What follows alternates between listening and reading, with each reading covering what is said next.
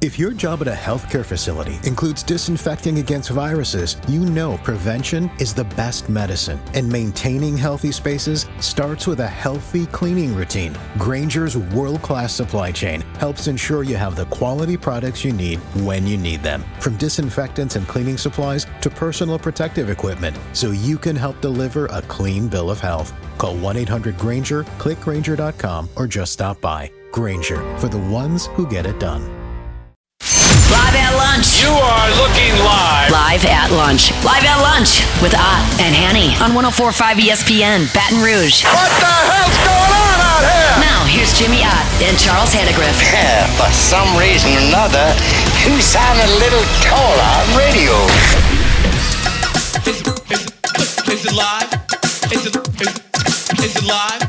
Is it live? From the original Walk-Ons, Burbank at Nicholson, welcome to the Thursday edition of Live at Lunch, 104.5 ESPN Baton Rouge. Charles Hannegriff, Jimmy Ott. Jordan Kenshin's back in the studio. We're getting you ready for the Final Four. Colucci, Humans, and Kenny White, all from Las Vegas today. We're getting you ready for a terrific LSU baseball game tonight, a terrific pitching matchup in one of those games, Norman, Oklahoma. Yeah, it really is. This is the top two pitching prospects, according to MLB.com. You get different opinions. Where's Anderson projected? Anderson was projected at 43. Okay. And the pitcher for Oklahoma tonight, Kyson Witherspoon, is ranked 28th in Major League Baseball's. This was preseason now, okay? Like I said, these ratings fluctuate a little bit during the year. But earlier this week, D1 Baseball, it's Kendall Rogers and those guys who I like an awful lot. They did their midseason team, and Kyle Anderson was a first-team all-conference, but Witherspoon was their halfway season National Pitcher of the Year. So he's off to a terrific start. Lost one game against Mississippi State, but so he got a no decision against Alabama last weekend. Yeah, he's 5-1 on the season. The conference the ERAs total are terrific. The conference ERAs, each of them had one game where they gave up a little bit of damage. So Witherspoon's conference ERA in 16 innings pitched is 3.93. Anderson's is 5.39. That's both of them with 16 innings pitched. So I think 16 and 2/3 for Anderson. But they're both based off of one rocky outing. Every other outing for both of them has been very good. So this is a terrific matchup on paper. Again, if you go by MLB's rankings, preseason rankings as far as draft prospects, these are the top two pitchers in the Southeastern Conference. Oklahoma also has the number one saves guy in the league with 9 saves. Dylan Crooks, has 9 saves, and I would say that LSU has. I would put Evans and Cowan as probably between 2 and 5 or 6. So I would say, just based on what I've seen, I hadn't seen everybody yet, and based on the numbers, I would say these are 3 of the top, half dozen bullpen arms in the SEC. And that's great, but Charlie, I could tell you what, it's kind of the key is, because I watched a lot of the Oklahoma-Alabama series last weekend, and you got to get to the guys in between. And that's LSU too. Okay. That's LSU too. It's not how many teams do have deep bullpens in college baseball. Can I say something on that? I heard a national announcer say that. Well, once you get past 6 or 7, I don't know how good LSU's pitching is, and I'm like, dude, I've seen LSU win. I've seen LSU win national championships with 2.5 pitchers. So I mean, tell me when. There's 7 flags flying outside that stadium across the street. Not a single one of them teams had 8 to 10 pitchers that were, top notch. Okay, college staffs just don't have that many top guys. So you give me 5 or 6, and that's plenty. You kind of in a little bit of this funk right now. You paying attention to too many people, just their opinions. I do listen. You've too been much. you've been letting that.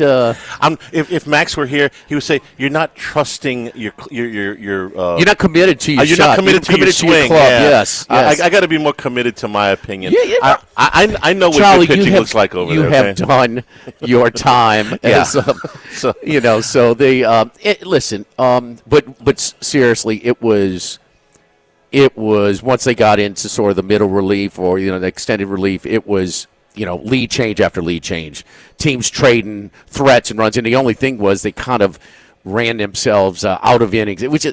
That was my overall, and I told you this before we came on the air today. I couldn't believe when you told me Oklahoma was in the top 10 because in Alabama I think is in the top 10. Yes. That's just not that was not a level of baseball that I'm used to watching when we watch LSU. And, in like the Floridas, the Tennessees, and stuff like that. So, it surprises me a little bit. But if you go straight from that starter to the closer, well, you got to do it. So, how important is it to LSU's lineup? They take the early era Bertman approach, and that is extend the at-bats. Yeah. Get that pitch count out. Good. Let's get to those guys in between the star closer the star starter and the star closer. That'll be the MO for both of these teams, and neither one of these guys. And that's the biggest thing that I've seen. And I'm going to take Skeens out of the equation for a minute because he's an outlier. Yes, you just don't see as many guys. Frontline starters getting as deep into games as you did even just a few years ago. Okay, and again, take Skeens out of the equation. Both of these guys are 5-inning guys. Okay, they've gotten into the 6, but they're 5-inning guys. Okay. It's 16 innings through 3 starts. Okay, good as and these are the top of the line guys. Yeah. So everybody's bullpen is getting strained. Is what you're telling me? Yeah. Even as Aaron Nola was an 8-inning guy. He got you into the 8th inning more times than not. Alex Lang, we're talking about 2017 now. He got you into the 7th or 8th inning. Anderson gets you to the 6th, okay? And for most of these teams, if you can get a guy that gets you into the, Witherspoon is a first-round guy. If he gets you into the 6th, that's about what you can. Are they both like a lot of swing and miss guys, pitchers? I mean, where they getting deep into the counts? Strikeout pitchers tend to last fewer innings because Witherspoon's got 64 strikeouts in 39 innings. Yes, very much a. And Anderson.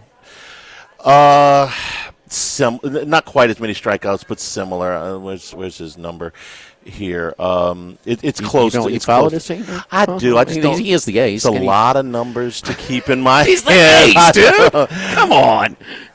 I'm not asking for the 7th guy on the bullpen. I understand. I didn't. That's the one stat I didn't write down, man. Well, isn't that natural? If you look at this, when these guys are not lasting as much as your typical top 2 starters in the SEC. Correct. Yeah. Correct. So, the wind is going to be blowing in. 61 strikeouts in 38 innings. So they're basically 64 to 39, 61 to 38. That's pretty close. The wind is going to be blowing in, Max tells me, our resident weatherman in Norman tonight. So sure. He had that wind wrong yesterday in Lafayette. I think he had the when wind. It's blowing out, that's the over, Max. Yeah. did he have the wind wrong, or was the pitching just terrible? Well, it's midweek pitching. It is. We were watching that. I was watching a little bit of that Rice game yesterday. Remember when Rice used to be good? They no longer are. I was watching a little bit of it last night. How about that? I said that they flashed a record. I'm like, ooh, like 9-15 or something. Yeah. Well, they did something that I've never seen done before. They fired their coach, Jose Cruz Jr., okay, we know very well. I think it was 12 games into the season, and they brought David Pearson, the former Texas and Tulane coach, in like week 5, I believe it was, to coach the team the rest of the season. They were like, well, we want you to be the coach next year. He's like, I'll do it now. David Pierce was available? Yeah. Oh, you got to take him. They did. Sorry. They did. Sorry, we love you. You were a great player for our program, Jose, but no, we got to I can't believe he's available. Yeah. So I've never seen them take I guess Jim Moore Jr. went in UConn, but that was in November for football. Remember, he was sitting out the season, and he took over with like 2 weeks left in the regular season. But I don't remember him going on the sideline. He was kind of there. No. He was named. Pierce is in the dugout. What it did was it gave him a big jump start because it was they were dead last in Division I at UConn. And he got up to a bowl game the next year. Yeah, I mean they. So his roster was much, much improved. So I mean that's part of it too. It's a little bit different in baseball right now. But hey, secure him while you can, because if David Pierce is on the market, he's getting a way better job than Rice this offseason. Yeah, hell yeah. Well, they fired him at Texas, and he was kind of hanging out for a year. He was on the staff at Texas State, just kind of the coaches spend a year. I'll figure out what I'm going to do. And he was on the staff there, and they're like, "Yeah, come over and be the head coach." And so he is, but he inherited a mess. Anyway, this LSU-Oklahoma game, this series, LSU's first trip up to Oklahoma, up to Norman. I'm expecting something, although it's a small ballpark, but I'm expecting some atmosphere similar to what you had at Texas. Not as big. It's not anywhere close to Dish Falk. In fact, the new softball field that they've built over there is a little bit bigger than the baseball field capacity-wise, but they've got that crazy. They got the best softball program in the country. So, great pitching matchup, and looking forward to a 6 o'clock start tonight. Toss up. Norman. Yeah, I think this is that's the other thing. I'm sorry. The line here is out of whack. Okay, what we saw half hour ago, which is that LSU is a significant favorite. And I'm not telling you LSU's not going to win the game, but this is an indication, if you bet college baseball at all, on reputation. You look at these two teams, what they've done record-wise, strength of schedule-wise, pitching matchup-wise. This is a toss-up. Even give Oklahoma just a slight little edge because they're at home, okay? Oklahoma's anywhere from plus 150 to plus 175. They should probably be minus 110, in my opinion. Well, it's it's not the first time that a public team, a team that's got the branding. Right. I mean, there's no comparison. Nor does it mean I think LSU's going to necessarily lose again. I'm just telling you that the line is out of whack, like it was last week for Game 2. Mississippi State's throwing their ace. LSU's throwing their 2.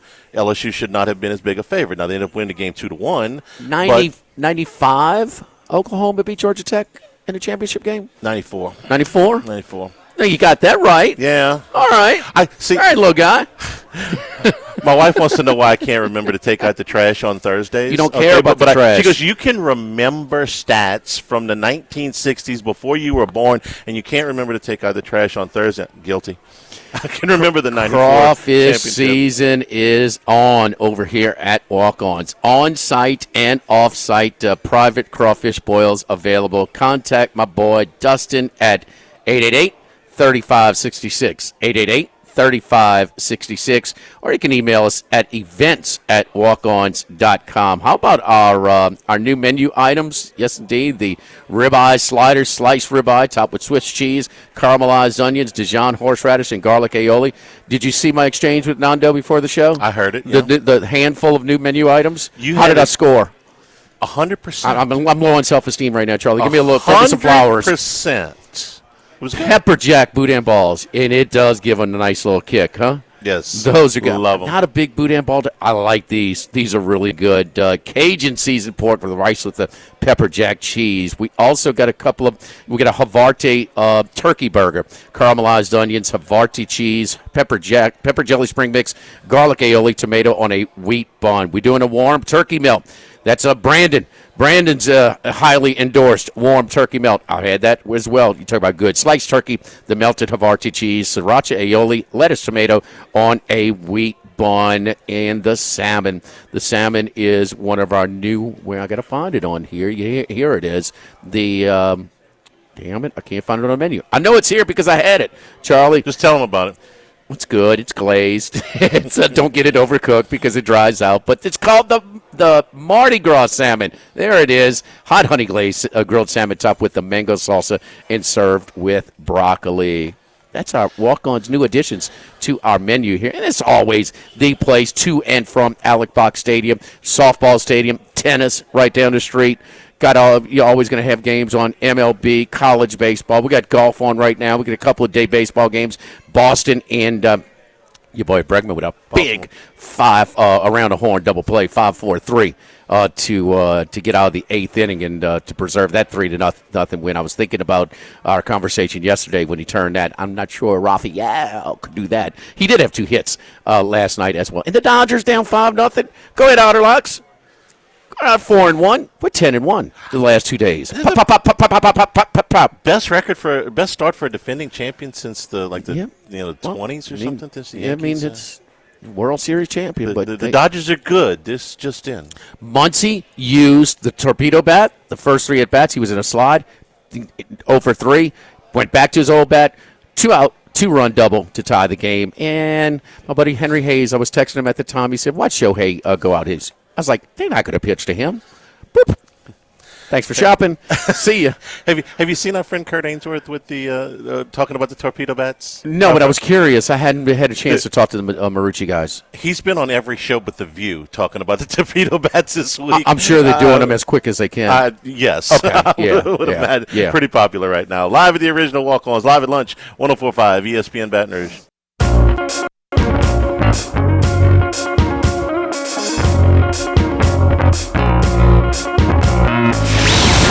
Lunch with Ott and Hanny from the original Walk-Ons on Burbank on 104.5 ESPN, Baton Rouge. Today's show also brought to you by Louisiana Health and Injury Centers, helping you deal with pain. Dr. Michael Goff and his staff. Man, look, when you're hurting, you can't get around, man. You're maybe not sleeping as well as you want to. Let them help you out. They've certainly done it for members of my family and myself as well. You need an adjustment or you just need, into a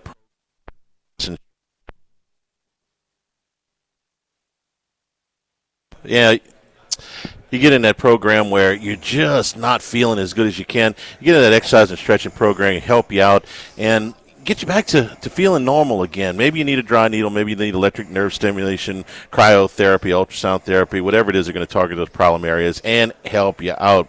Airline Highway, Plank Road, Jefferson Highway near Drusilla, Dr. Michael Goff, Louisiana Health and Injury Centers.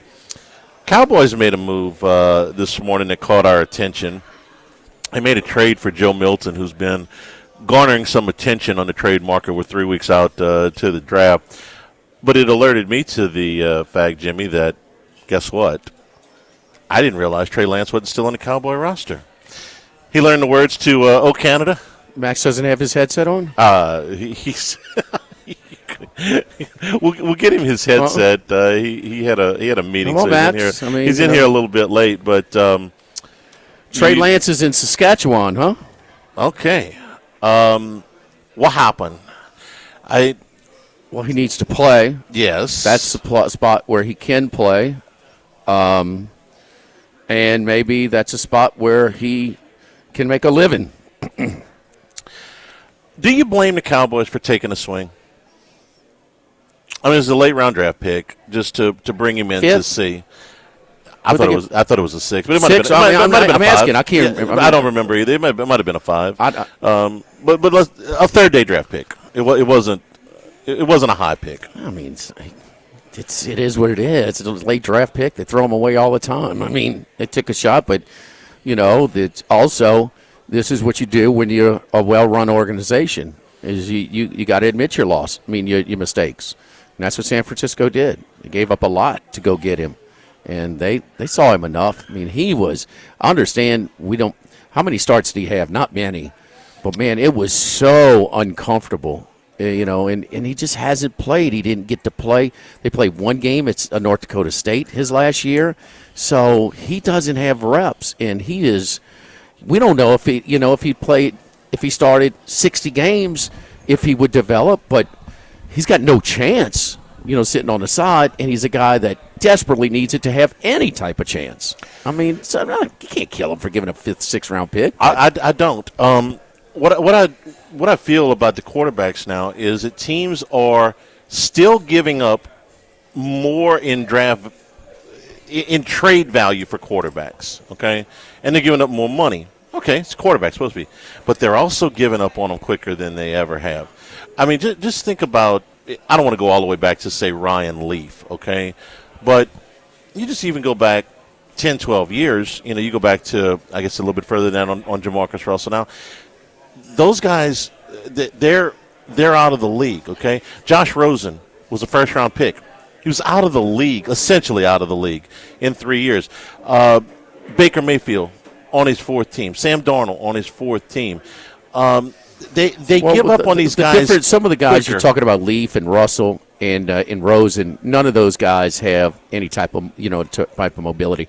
Jamarcus, for his size, was not bad, but once he put on a little weight, he couldn't move. Lance can run, and the thing about it is, the CFL has always been mobility, mobile quarterbacks. Always been. I mean, J.C. Watts had a very long, successful career.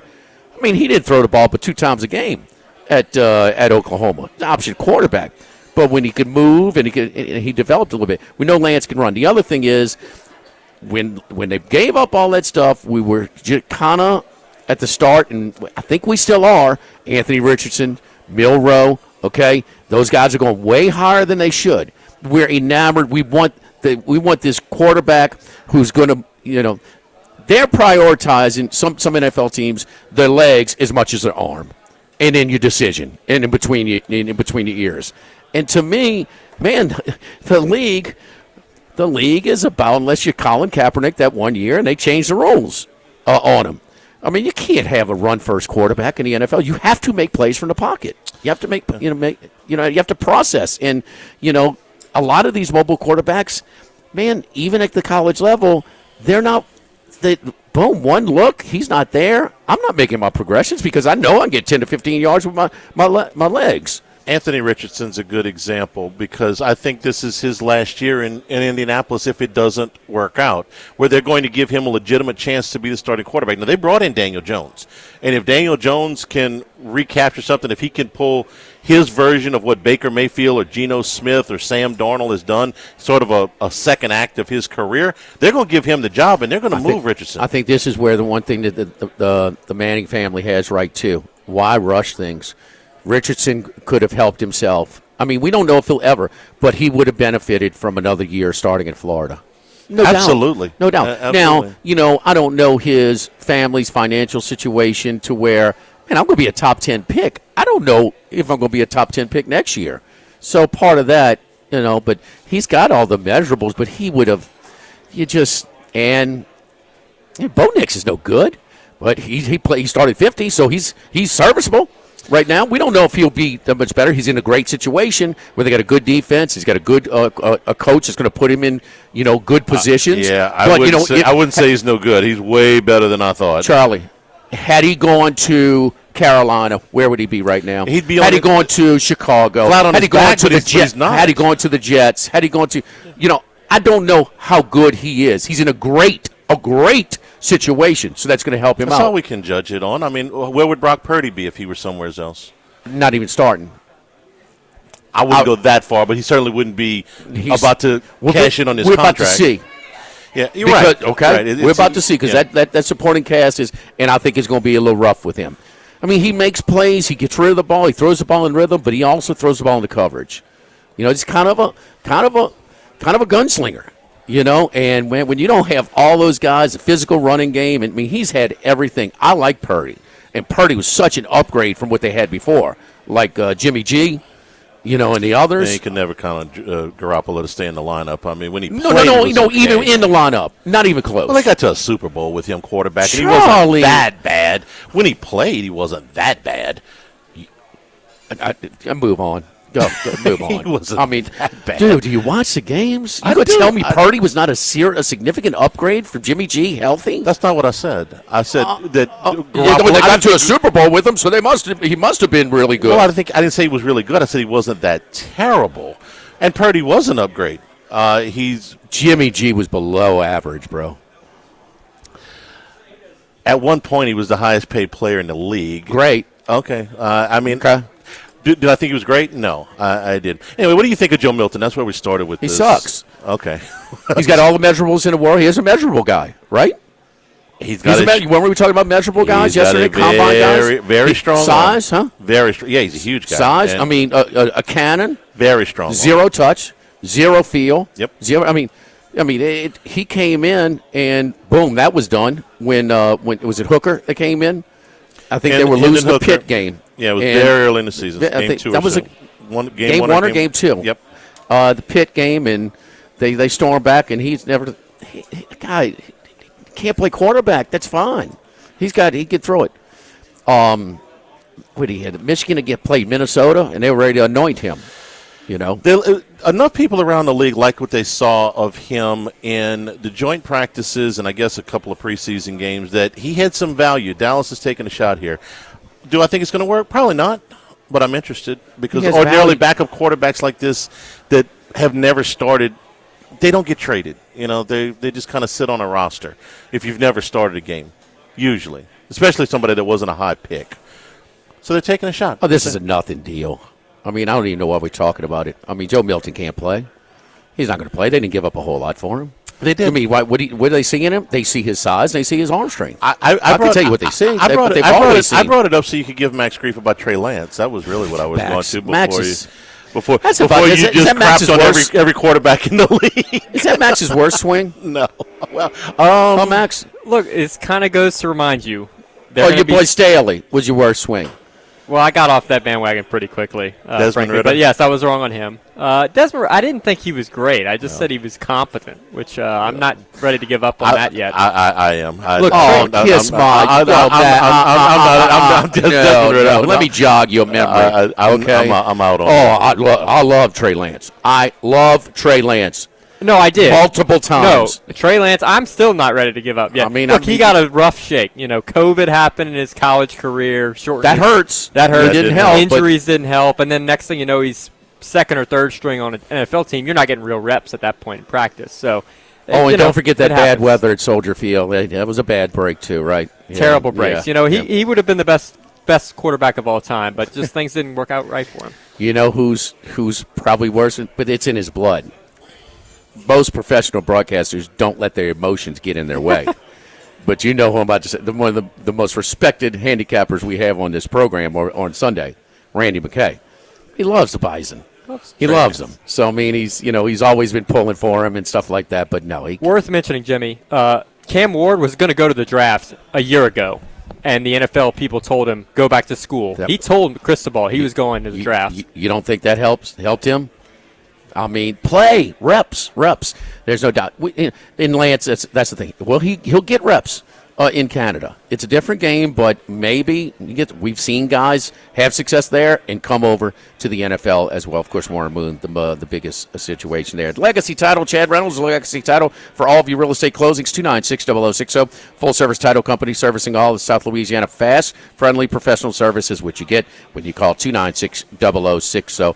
Ashley Bonham Donald, Mariana Broussard Haynes, Adrian Reese Galata, Michael Platt, Natalie and Bradford Smith. Buying, building, refinancing, nobody chooses but you. Choose Chad Reynolds, Legacy Title 296-0060. Colucci time when we come back live at lunch, live at Walk-Ons, 104.5 ESPN Baton Rouge. It's time. It's now Colucci time. Dwayne Colucci is back to give his best picks on 104.5 ESPN Baton Rouge. Colucci, what's going on, baby?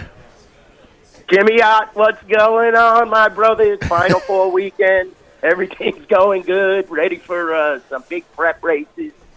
Next week, I guess, at Keeneland because they canceled the whole weekend already. Yeah, how about that, huh? Area.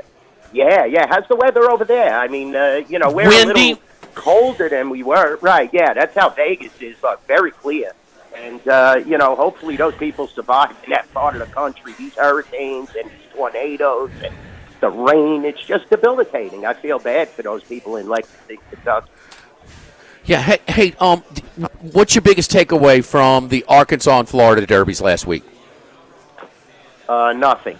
Okay. I'll be honest with you. I think Sovereignty really looked good still. You got to take into consideration Junior Alvarado was not riding the horse.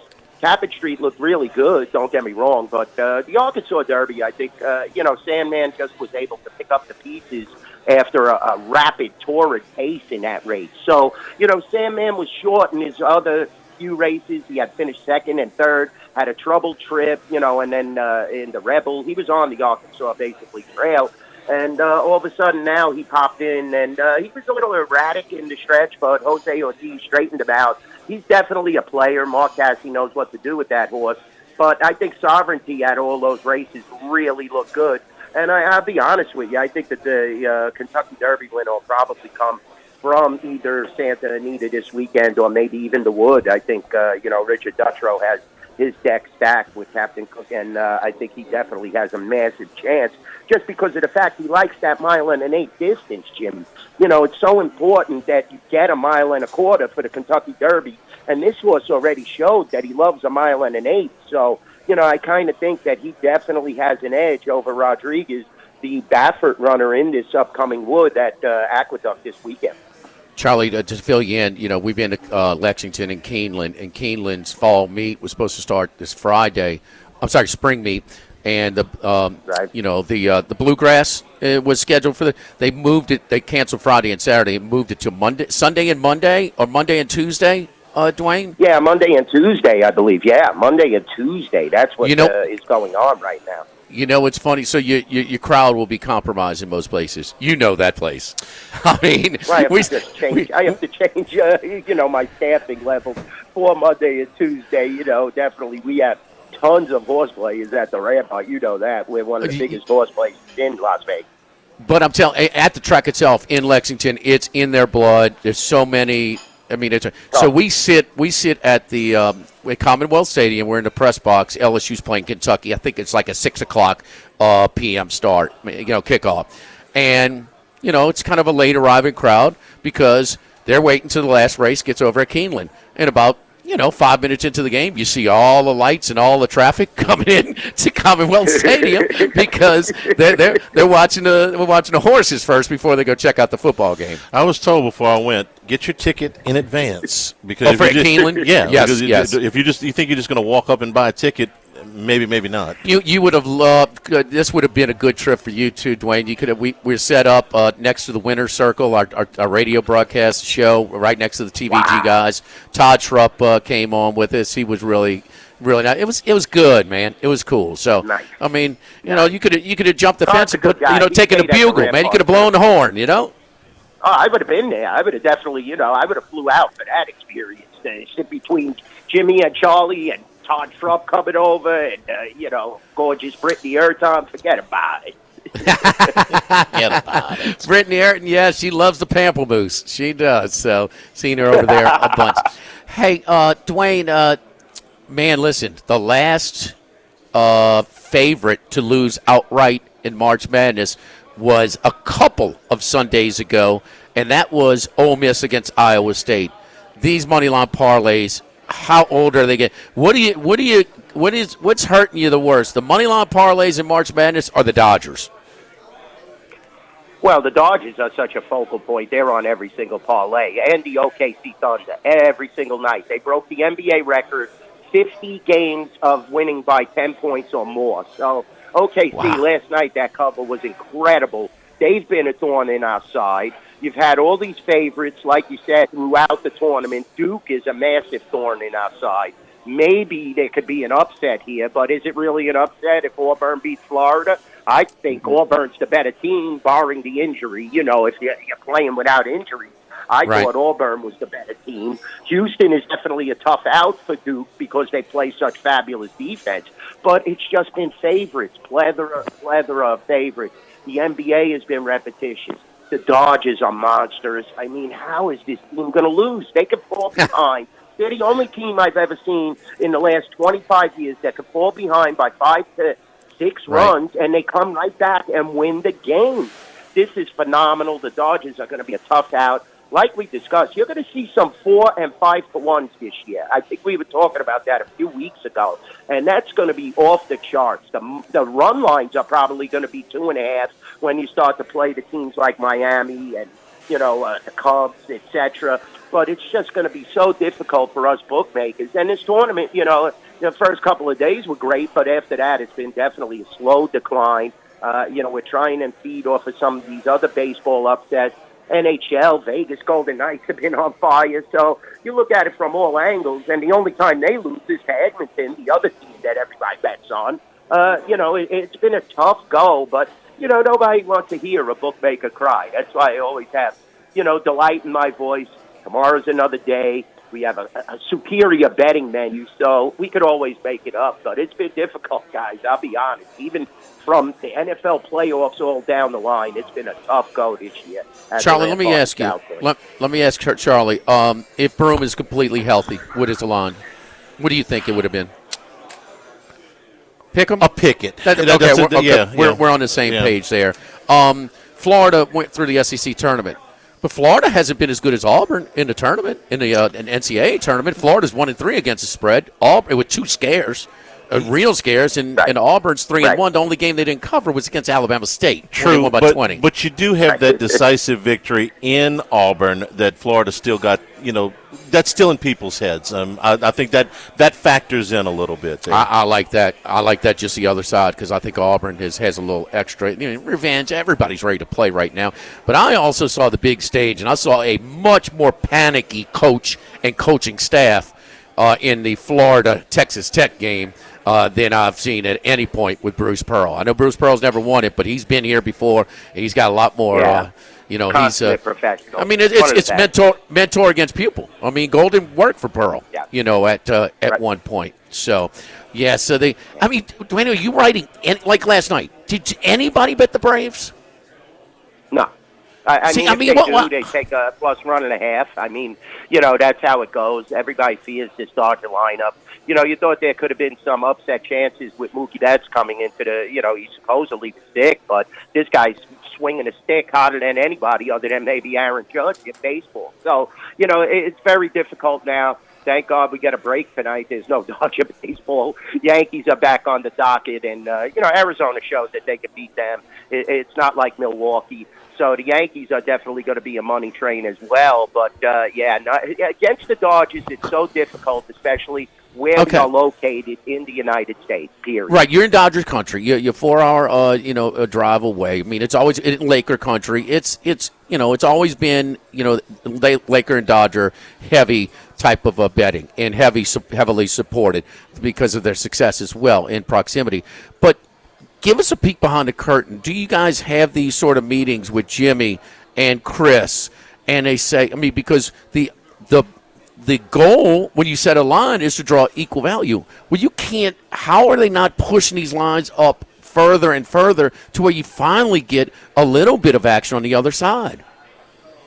Well, what we're doing is, the first week, it's kind of, touch and go. We're hoping that the Dodgers could lose a game here and there, but it's not happening. I mean, that's the whole problem. It's just, I don't understand how easy it has become for these teams for the Dodgers, I should say, to just crush on a nightly basis. And you're playing a quality team in the Atlanta Braves. So, we discuss it, and it's definitely going to come into play as we move the season on. We're definitely going to pump up the lines and pump them up even more. But you're playing the Atlanta Braves. I mean, the Braves are a decent team.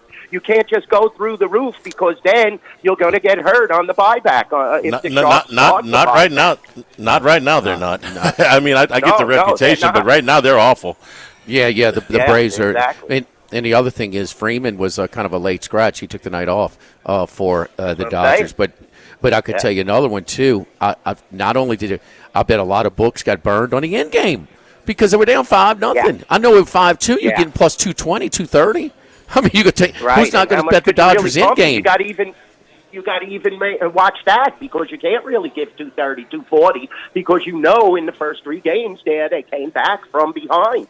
Or I should say the last 3 games. So you have to calculate that. They're a come-from-behind team. So they're not a team that puts the pedal to the metal and just blows you out from the get-go. So you have to set the line in a different proximity, especially in-game when you get to that 6th, 7th, 8th inning. The first 5, they've been behind, and definitely we've made a little money on that because we have had some takers on the first 5 innings. So we have won a little there, but not much. And then if you adjust it to 3-4 to 1, like you would in a normal baseball game, not the Dodgers, you're going to get crushed because they come from behind. They have that will and that incentive, and momentum gathers from the 5th inning on with this team. So, the first 5 has been kind to us with the Dodgers, but not as much as the games have hurt us. Kaluch, 9 games on the ice tonight. Who you got?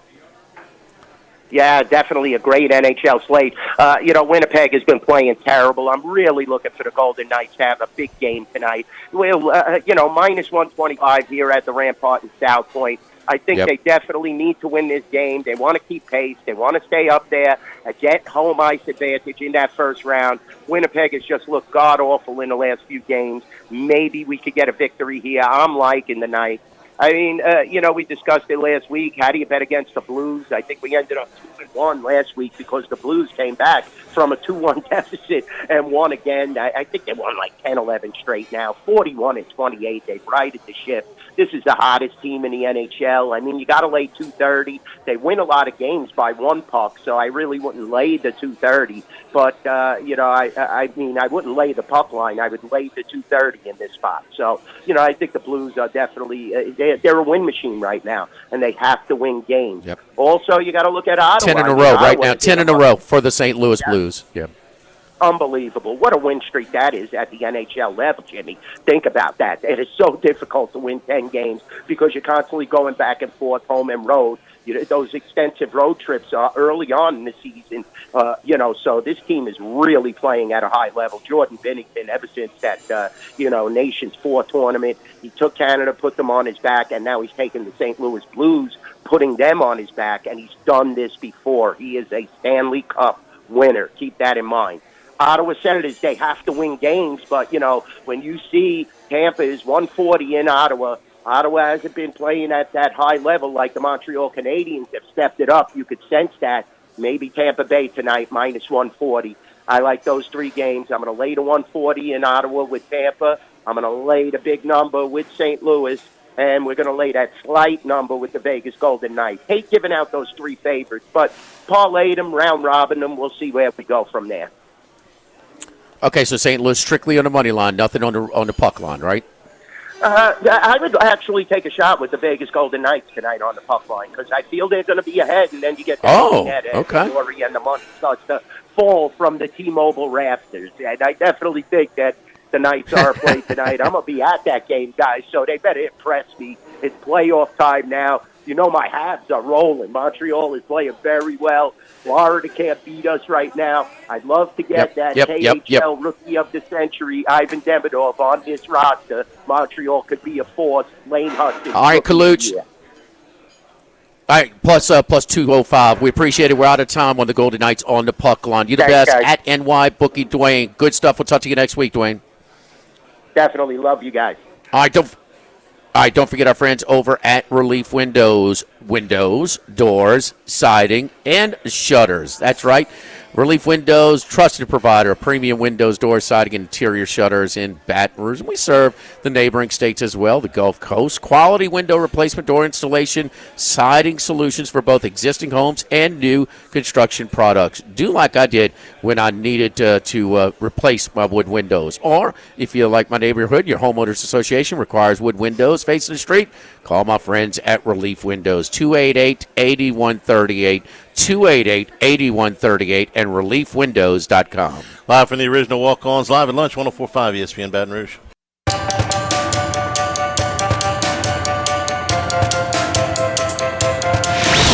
at lunch with Ott and Hanny from the original Walk-Ons on Burbank on 104.5 ESPN Baton Rouge. Valero Texas Open, last chance for some of the players in this field to get into the Masters next week. Keith Mitchell is out on the lead. Notorious front runner, huh, Max? 7 under through 11 holes. Tommy Fleetwood, Tony Finau among those.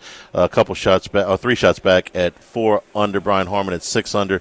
In between them, it was a good start for Sam Burns. He had gotten, I think, as far as 4 under. He just bogeyed number 6, so he's at 2 under, still in the top 10. Chasing Keith Mitchell, among others. Last chance, like we said, for some of these, not for Sam, but for some of these guys to get in the Masters. How much of this field, Max, do you think needs a win to get in the Masters? I would say 75%. 75%. Quite a bit. Yeah. Okay. Yeah. Need a win probably more than that to get into next week's Masters. Hour number 2 straight ahead. We got day baseball, and of course we're going to talk to Matt Humans about the Final Four. That's coming up next here. Hour number 2. The original Walk-Ons, Burbank at Nicholson. Live at lunch, 104.5 ESPN Baton Rouge.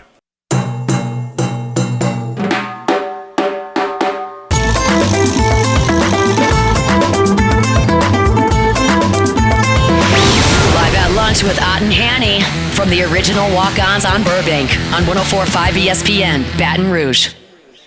The original Walk-Ons here, Burbank at Nicholson. Perfect place for heading out for LSU baseball, LSU softball, anything on campus right here with new menu items here at the original Walk-Ons, the one that started it all. Yes, indeed. So great stop before or after LSU baseball and softball games. Tennis down the street as well. We're on the Baltimore Orioles to bounce back from getting shut out last night.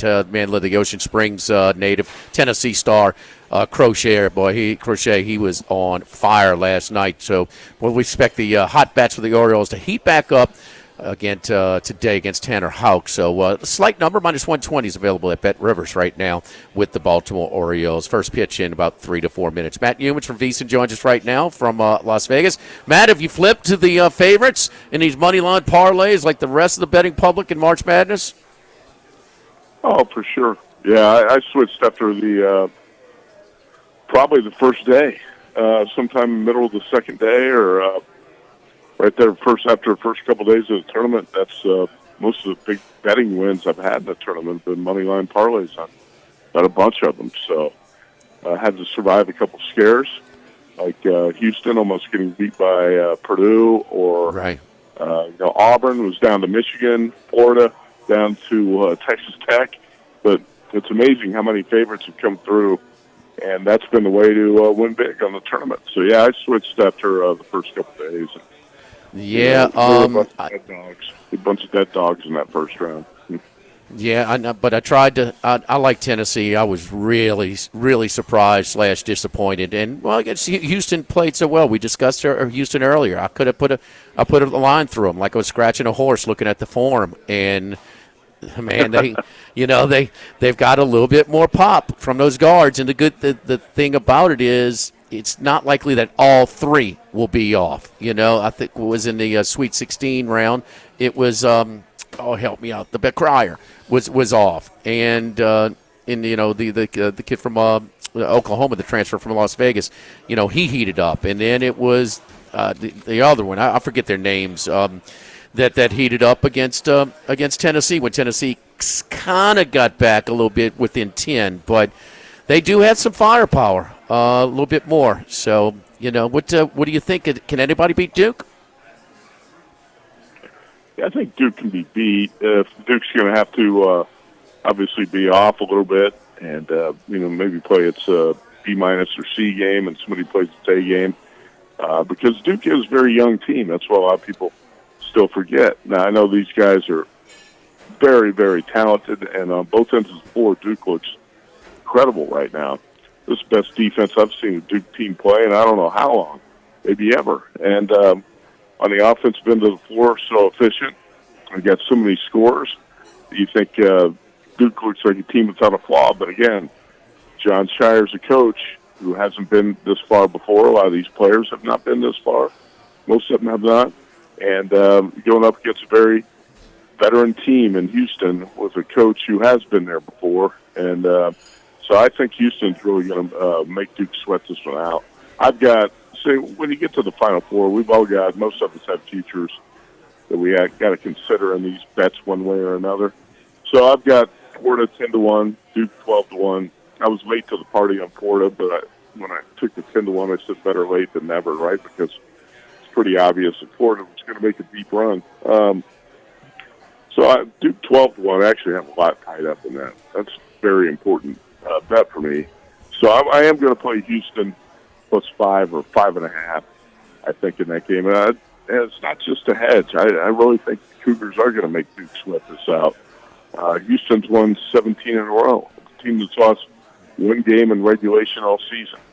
Like you said, a veteran team going up against a young team. And a guy in Kelvin Sampson, like him or not, he's a hell of a coach. He's got a team that's physical and tough, and they're going to try to muck this game up against Duke and try to win something that's like 65-63, or something like that. I believe Duke wins the game. I certainly hope that way, but it's not going to surprise me. It's going to be a tough game for Duke to win.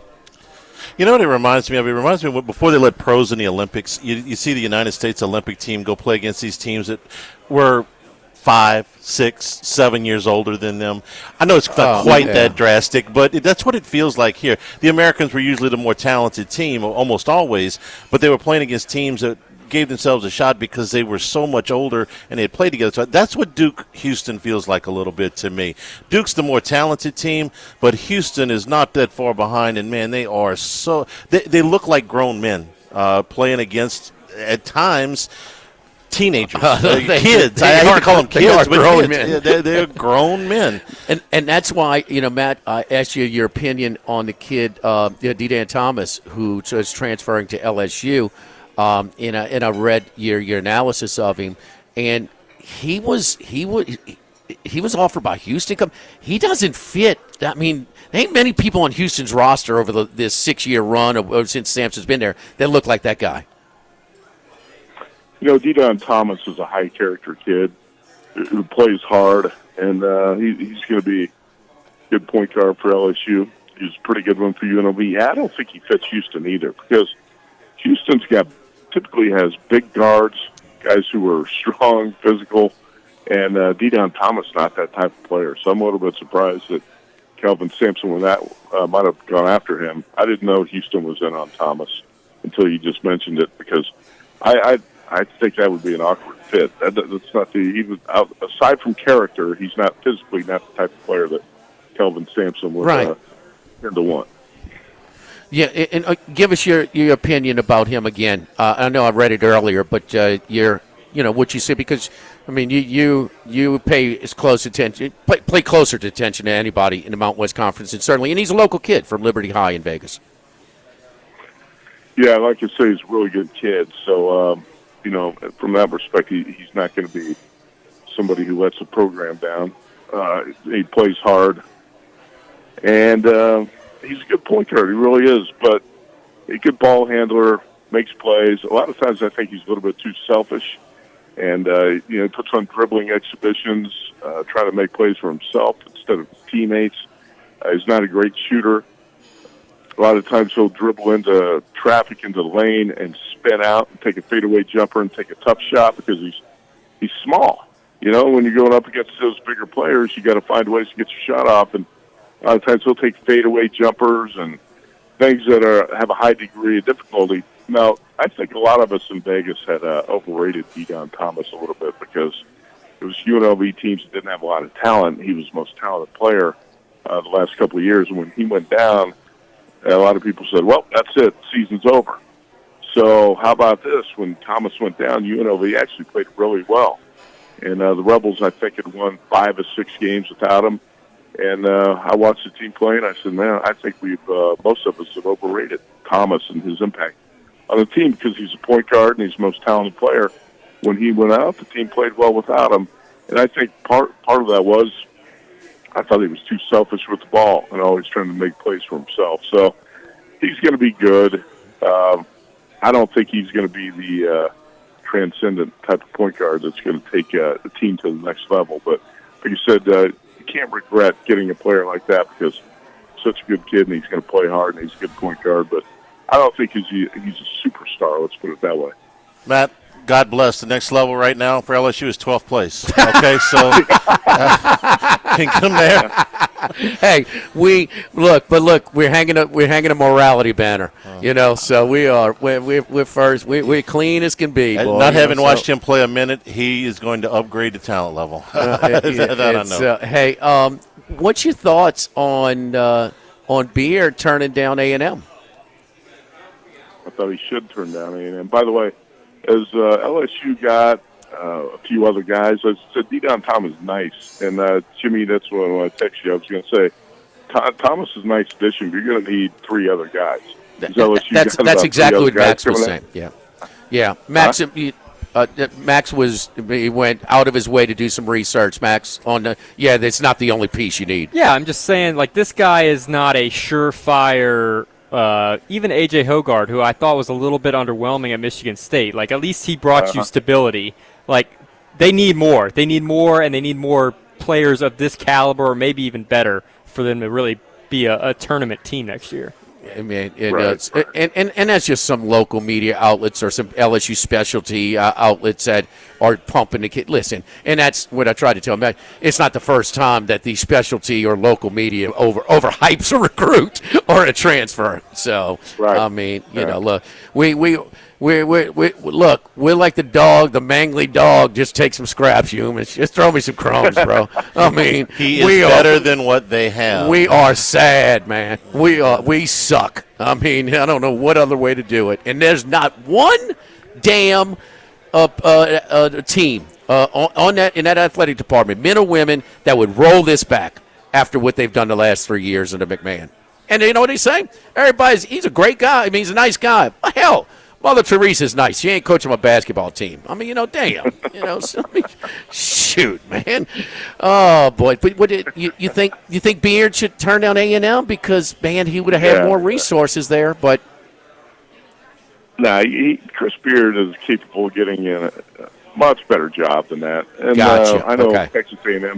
Texas A&M's not a bad job, but you know the Aggies. It's a weird culture. I've never been a big fan of all that, some of that nonsense down there. But Texas A&M doesn't have a lot of tradition in the basketball program, and Buzz Williams did a nice job of making A&M somewhat of a contender, but Chris Beard can get one of the best jobs. Like I said 100 times, Indiana was idiotic. They had too many woke people in the athletic department or in the school in general to hire Chris Beard. He could have turned Indiana into a top 5 program overnight, top 10, top 5, top 10, whatever. Chris Beard can get a job. The more time passes between him and that trouble he got into at Texas, I think the better job he's going to be able to get. And he's done a really nice job at Ole Miss. They gave him a second chance. I think sometimes you got to show a little bit of loyalty to somebody who gives you a second chance. I know Sean Miller bolted Xavier for Texas' first chance he got, but Texas is a great job. You have all sorts of resources. I think Texas is a much better job than A&M is. And Chris Beard's going to be able to get, a pretty big job. There's going to be a bunch of offers for him next year after that, whatever. So I think he's smart to stick around Ole Miss, keep building what he's doing, and then take a better job than Texas A&M. I'd say next year. I mean, I would be surprised because there is look, Ole Miss, this whole Ole Miss thing, man. The Runts are finally their booster base is more committed in football and basketball than ever. Okay, but it still has a ceiling. I mean, everything about it. It's just a lower half resource program in the SEC, but it's just there's a ceiling there. But I don't know. Man, I'm still trying to figure out how they lost to Michigan State. They were in control. They looked good. They were playing good. I thought they let one get away there. Well, I mean, how they lost the game is pretty obvious. I'm with you. I was on Ole Miss in that game, too. Fortunately, had 3.5 and 4. Bet it twice because when it went to 4, this is crazy. Ole Miss should beat Michigan State, and they should have. And then what happened? It's a tie game. Michigan State goes down. I can't remember. It might have been Holloman, whatever guard, drives in the lane, throws up a crap shot, a slop shot that banked in, and Michigan State takes a 2-point lead. On the other end of the floor, Ole Miss missed a 2-footer, and Michigan State grabbed the rebound, and that's how they get control late in that game. That's sometimes how games like that are decided when teams are not even. Michigan State hits a lucky shot. Ole Miss misses one it should have made, and boom, there you are. You play in the free throw, 3-point game at the end, and it's disappointing because Ole Miss controlled about 90% of that game and then blew it. But hey, that's the tournament. That's why I say, the best team doesn't always win the NCAA tournament. This year, that's probably going to be true, but in a lot of years, the best team didn't win. It's not like an NBA playoff series, best of 5 or best of 7. You can be a little bit off and lose a game, and Ole Miss controlled most of the way, and then missed a couple shots they should have made at the end. And Chris Beard's going home, but I mean, he's done a great job with that program. He's going to get a big time job. I even thought that he should have passed on the Maryland job. There was talk out there, the Beard to Maryland, Beard to Texas A&M. I said, no. Chris Beard's too good for that. Stay at Ole Miss for another year and then get a better job next year. Well, the Runts have a history of this. Charlie, at Ole Miss, and Michigan State's kind of got a history of being clutch under Izzo too. So Yeah. I mean, but what you got, Charlie? I'm just wondering how much we don't have a dollar figure per year yet, but he was making $5 million a year last year. And this is a 6-year deal. We do know that. We'll probably have the rest of these contract details before the weekend. How much more can somebody offer him? This went from $5 million to something north of that. Okay, is somebody really willing to give Chris Beard $9 or $10 million a year to move? I mean, he's a great coach. I got no problem with that. But probably not this double it, Charlie. This is a bunch. I mean, it's more than $5 million. He made $5 million last year. So probably somebody was offering him $7 million. Ole Miss came back and got to, I would say probably 7 is a good guess. But we can't totally put a finger on it. Is it the goofy, the male cheerleaders, all this stuff, the yell practice, whatever's goofy's happening in College Station? But they are underachieving. I mean, in the era where money wins, they got more. They're spending more money than anybody, and they just can't get out of their history. And if they're doing that, and you've now lost 2 coaches that you wanted to keep since you hired a new athletic director, I'm just saying. Trev Alberts. I'm just saying. Yeah, Trev Alberts is got a little bit of a poor track record in coexisting with his coaches. There's no doubt about that. Matt, I'll be out of town next week, but you got a Masters pick I can get down before I get out on vacation?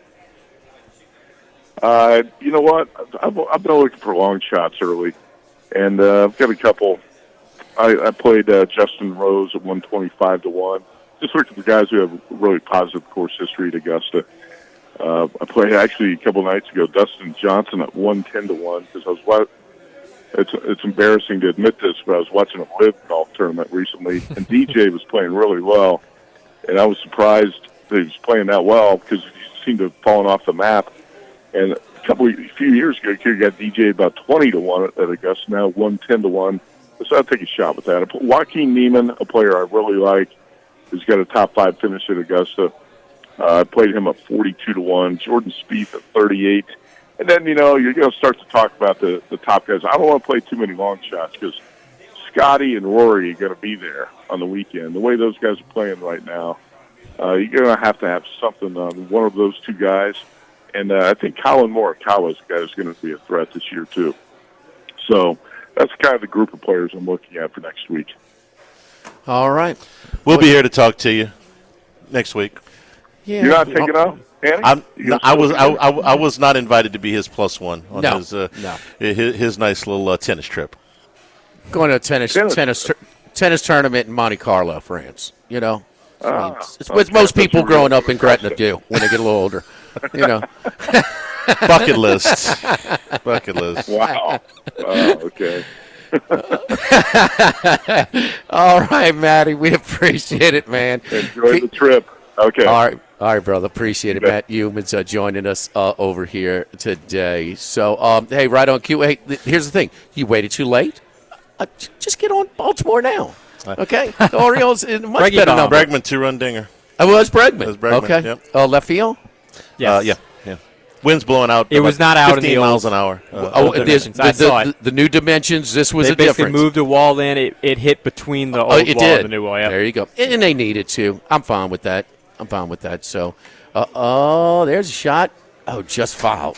Damn it, Charlie. No, fair. It's fair. Oh, yeah, go Mullins. Go ahead, baby. Wind's blowing out. Took him a long time. Well, there you go. You told him to get down on it, Jimmy. I mean, there you go. Hurry up. Yeah. There you go. So don't forget our friends at United Community Bank, the local way to bank big with locations from Baton Rouge to Golden Meadow, including their newest branch down the road on Burbank and Bluebonnet. We've been serving the people of Southern Louisiana for over 50 years. We've got a great team of bankers at United Community Bank. Heath Meir, Nicole Glover, Hunter Creed, David Campbell, David Henry, and my man, Prentice Wilkes. United Community Bank. Again, member FDIC, equal housing lender. Live at the original Walk-Ons live at lunch, 104.5 ESPN Baton Rouge. Live at lunch with Ott and Hanny from the original Walk-Ons on Burbank on 104.5 ESPN Baton Rouge. You can always get the show on demand. LouisianaSports.net, 104.5 ESPN.com. O's answer Bregman's homer with solo shot 2-1. Red Sox at the end of 1. Rockies and Phillies are underway in Philadelphia. No score after 1. Max, you're a big Ken Palm guy, right? I mean, everybody's a big Ken Palm guy. Everybody's a big Ken Palm guy. Anything to the idea that this could be one of the best Final Fours ever because of the Ken Palm ratings? I mean, not that we need this to justify it, but historically, these are 4 of the top 10 Ken Palm rated teams. I mean, we're talking about all-time Ken Palm ratings. We're going back into the late 90s here. And these 4 teams are all in the top 10 in Ken Palm ratings. Anything to the idea that we could see some of the most hellaciously competitive high-level basketball that we've seen?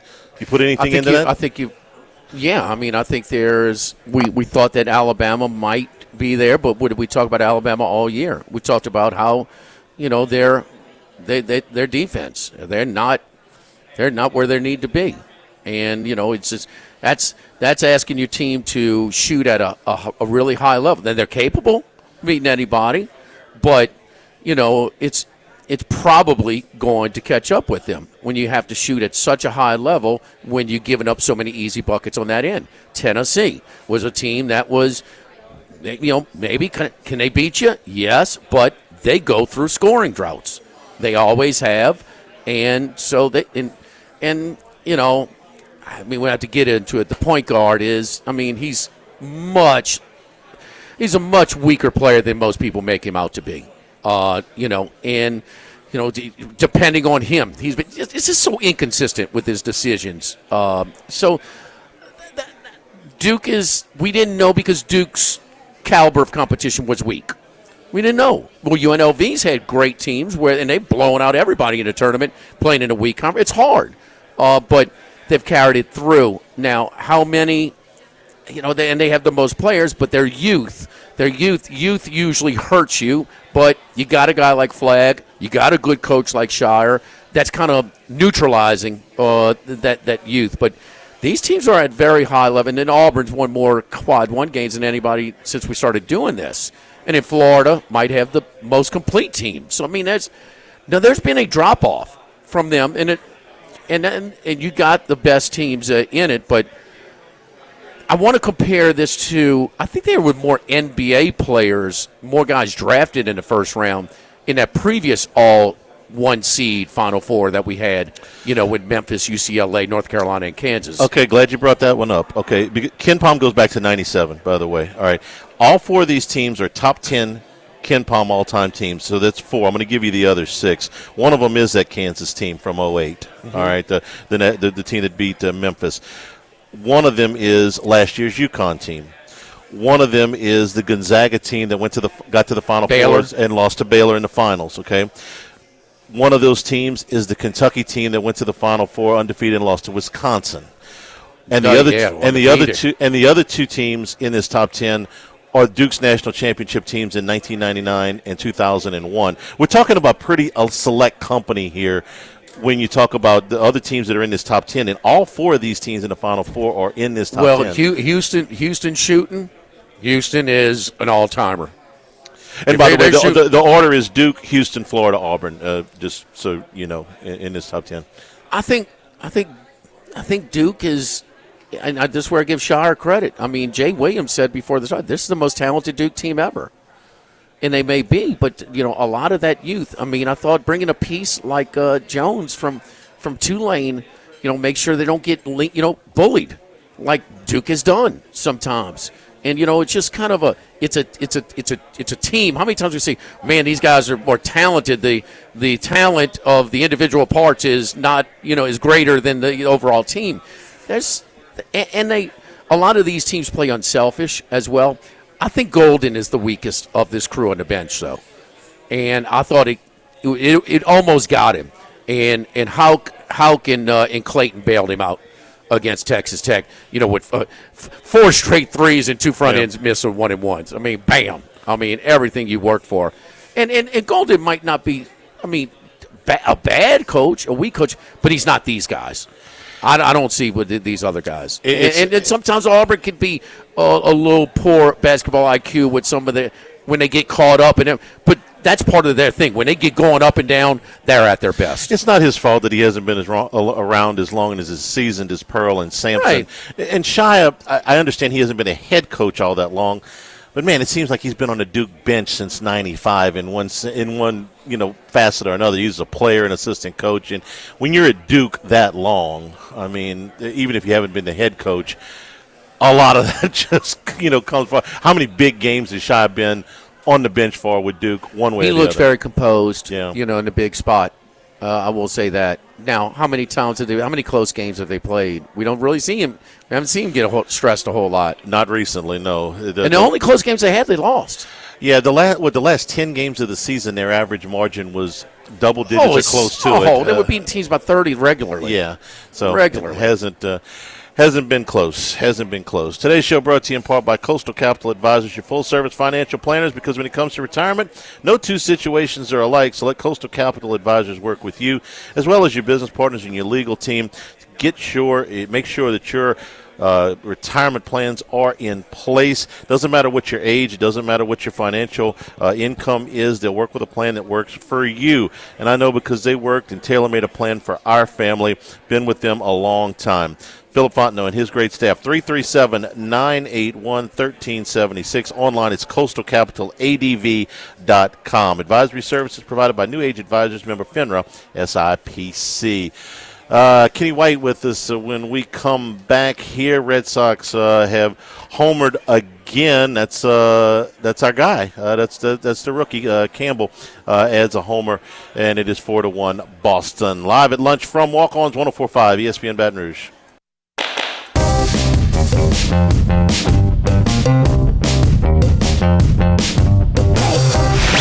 Live at lunch with Ott and Hanny from the original Walk-Ons on Burbank on 104.5 ESPN Baton Rouge.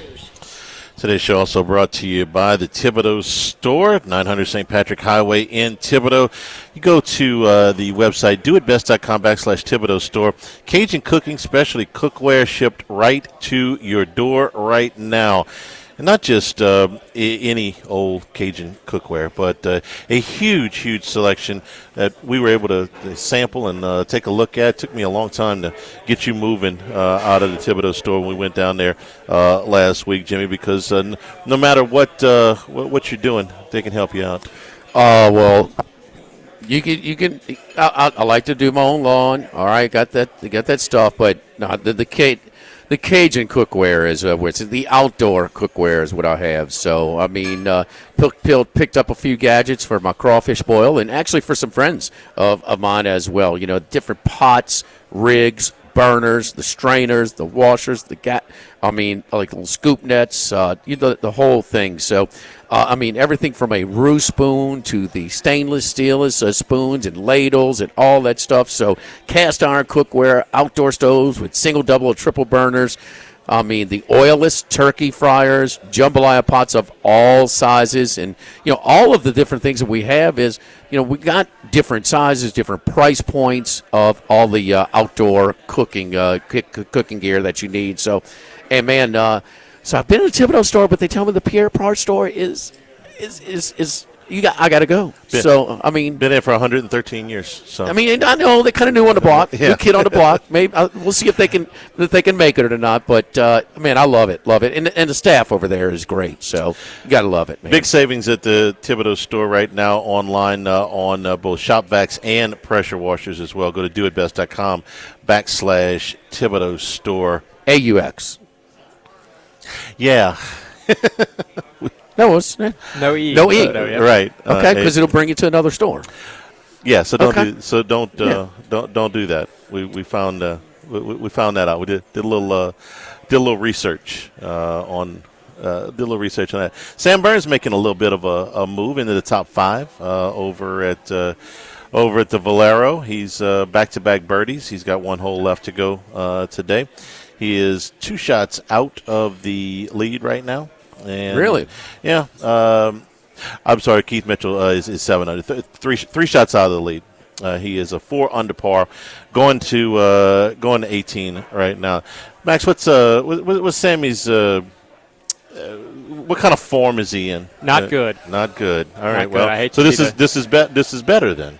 This is better. I hate to be the Debbie Downer, though. I mean, he just has not put 4 rounds together. His iron play has been really, really bad. Now he's back on a Bermuda sort of like surface. This is a little bit different. It's not really pure Bermuda this week in Texas. It's not really like that next week at Augusta either. But, I mean, in the South, you tend to like him a little bit more. But, Augusta's a bit more of a ryegrass that they grow. So it's not really Bermuda. I struggle to see him playing very well next week. He hasn't done traditionally great at majors, and he's just not in the best form. But hopefully he pops off soon because his iron play has been a little bit disappointing so far this season. He had a top 30 at the Masters 2 years ago, but he's missed 2 out of 3 cuts there. His best showing in a major was at the U.S. Open last year. He had a top 10 at the U.S. Open last year. So we'll see. Maybe this is a sign. Maybe he's going to play a little bit better. I'm trying here. Would man. love to see it. I'm trying. There's a little elevation change at his home course up in Squire Creek. I'll take your word for it. You missed the LSU baseball conversation at the beginning. One of the best pitching matchups of the season so far. What we got here tonight. So you got 2 potential first-round picks, 2 likely first-round picks going tonight in Norman, with the wind supposed to be blowing in pretty strong from center field. 10 to 17 from center, so it's very much a pitcher-friendly park tonight, and I would expect runs to be at a premium tonight. 2 of the top pitchers from a strikeout standpoint as well. 64 strikeouts for Kyson Witherspoon in 39 innings, and right at that number, 61 in 38 innings for Cade Anderson. Coming off of his shakiest start of the season. We talked about this a little bit on the podcast. I don't think going from 7 days to 6 days is a big deal as far as rest.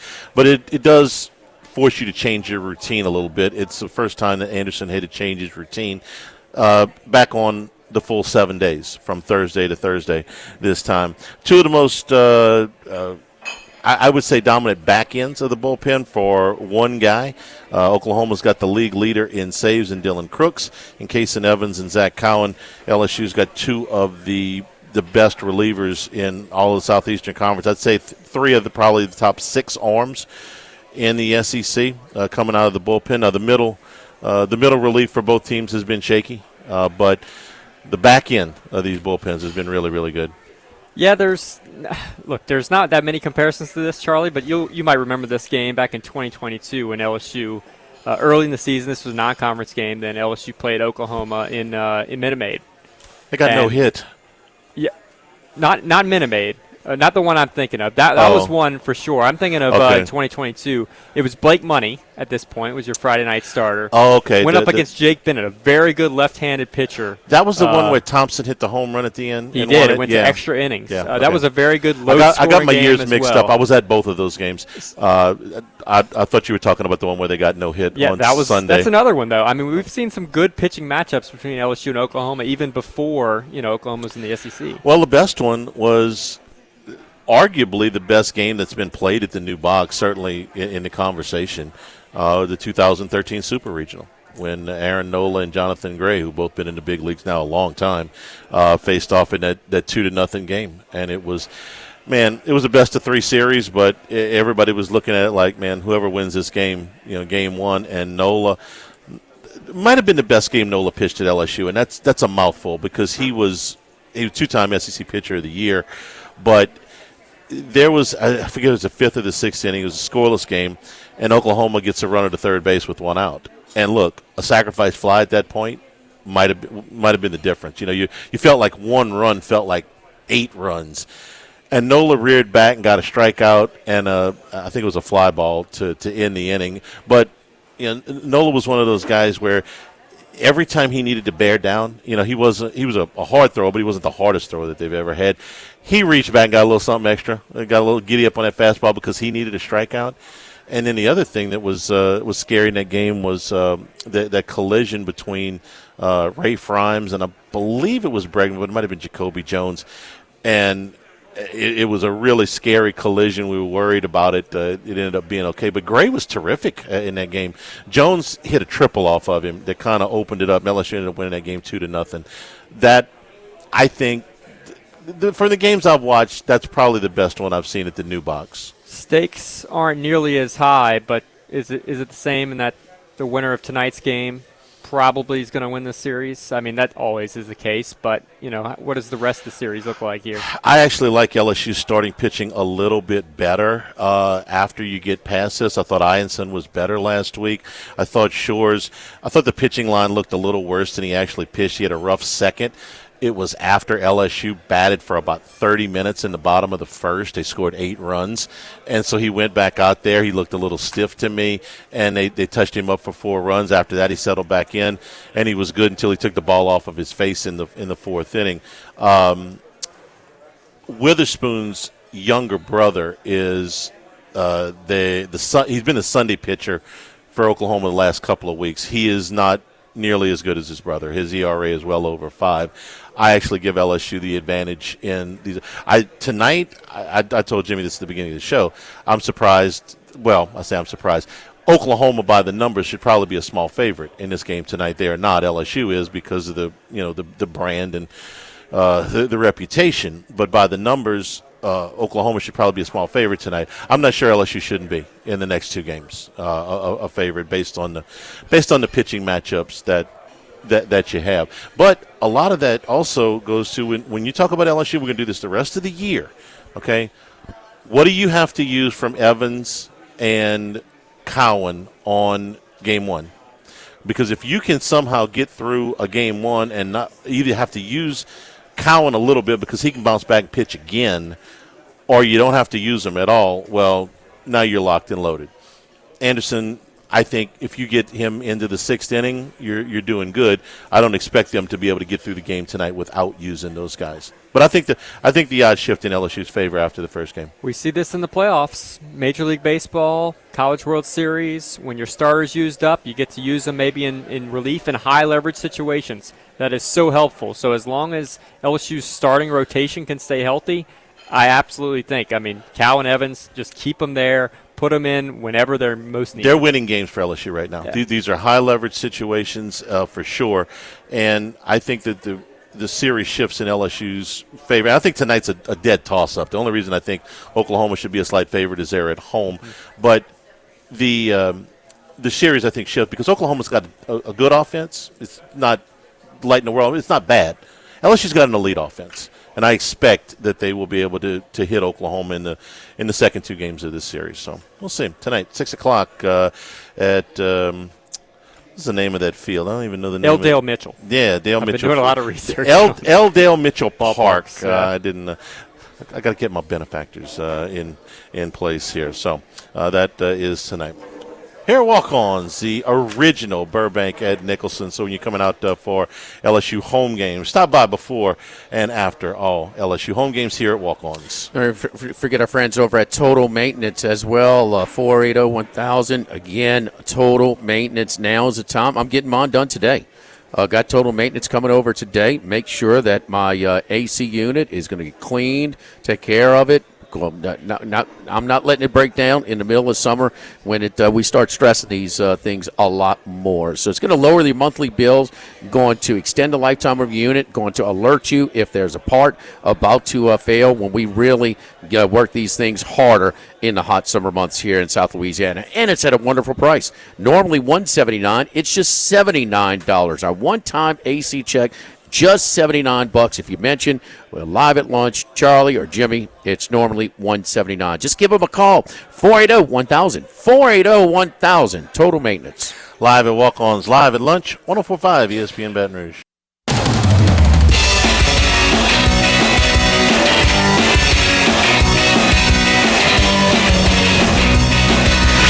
Live at lunch with Ott and Hanny from the original Walk-Ons on Burbank on 104.5 ESPN Baton Rouge.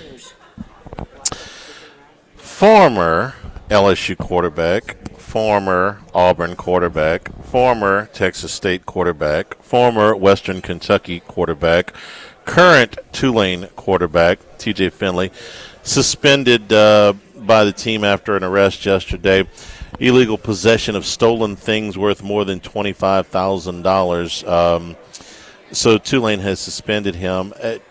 Listen, I don't get into the minor, the police blotter or whatever. I was watching this transfer story the other day, and it was about I don't even remember who the kid's name was, but it was his 6th year, and it was his 4th school. Like I said, I don't even remember who it was. Doesn't matter because this is so common now. I understand wanting to be able to transfer, but 5 schools in 6 years. First of all, why are you playing 6 years? I mean, we're past the COVID stuff now. Okay, we're COVID. That's 5 years in the rearview mirror. I'm talking about for next season, for the 25 or 25-26 season. Because he wants to play. Yeah, I get it. But are we comfortable with a system? I don't want to jump on the soapbox and everything, but I was reading. There's a lot of things screwed up with this. 5 schools in 6 years. I mean, is that good for anybody? You want to try and limit the transfer? I do. I realize I don't have a legal leg to stand on, and I think you ought to be able to go to school wherever you want to go. But should you really be able to play for 5 teams in 6 years? Is that good for anybody? I mean, is it good for the kid? Is it good for the schools? Limited to 2 transfers, 3 total schools, something. No, I'm with you. Yeah, I mean, but like I said, I don't have a legal leg to stand on. I've heard some people say you can limit to 1. That's not happening. No, that's not happening. And, or the second, how about the rule as it was originally written? I'm talking about the new rule, which was you get 1 free transfer where you can go and not sit out a year.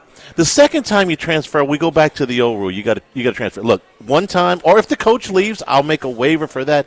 But it seems like the waivers are automatic now. You can just go. You can transfer as many times as you want with no penalty. And I don't think that's good. I don't think you're teaching kids the right stuff. I don't think it's good for the schools. I don't think it's good for the sport. And look, LSU's benefited from this in a couple of cases, but I'm sorry. Well, there's some. I don't think this is a good idea. Well, I mean, no, it's not good for anybody when it's just. But there are certain cases where kid didn't get recruited. They missed on him. He's better than everybody thought. He had to go here and get it. Sure. And then, he might go from a small private school, a D2, to a mid-major to a high major. So, I mean, that is possible, and that does happen sometimes. I mean, and so you have to, afford the student athlete that. But no, it's there's a reason it's growing because you get more to leave than you do to stay. And that's what this is. This is straight up free agency every single year. We made a joke about this at the beginning. It's like, well, if you were really smart about this, financially savvy, you were a 5-star recruit out of high school, you would sign with a school. And then the next year you would sign with somebody else, and the next year you would sign with somebody else, and the next year you would sign with somebody else. Sounded crazy at the time. Well, they're doing it. They are. It's not even uncommon. I mean, it's not even for the elite, the best of the best, since Val Kilmer died this week. We'll make you better. No, this is common now. Charlie, I agree with you, but your favorite coach, by the way, Ben McCollum, he's on his 3rd team in 3 years. I get it. Okay, I'm not saying that the coaches being able to move without any, your coach moves, you ought to be able to move too. I get it. But I don't think it's a good idea. Anyway, walk-ons, the original here, Burbank at Nicholson. Come check out the new menu items here and before and after any LSU and sporting crawfish event. boils, on-site, off-site. Get in touch with Dustin over here at the walk-ons. Tomorrow we're at Rufino's live at lunch, 104.5 ESPN Baton Rouge.